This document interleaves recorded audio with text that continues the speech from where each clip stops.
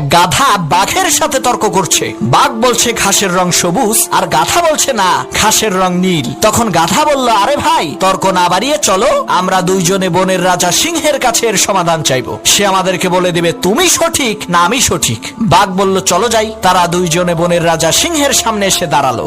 বাঘ কিছু বলার আগেই গাধা চেঁচিয়ে চেঁচিয়ে বলে উঠলো, মহারাজ, আপনি একটু বলেন তো ঘাসের রং সবুজ না নীল? আমি বলছি ঘাসের রং নীল, আর বাঘ বলে ঘাসের রং সবুজ। আপনি একটু ফয়সালা করে দেন তো।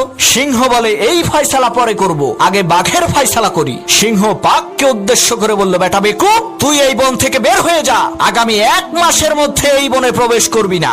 বাঘ বলল, মহারাজ, আমার কোন অপরাধের কারণে আপনি আমাকে এত বড় শাস্তি দিচ্ছেন? তখন সিংহ বলল, বেটা, তুই হইলি শক্তিশালী আর বুদ্ধিমান প্রাণী, তোর গর্জন শুনলেই তো গাধার লুজ মোশন শুরু হয়ে যাবে। তুই কেন এই অশিক্ষিত মূর্খ গাধার সাথে তর্ক করে সময় নষ্ট করতে গেলি?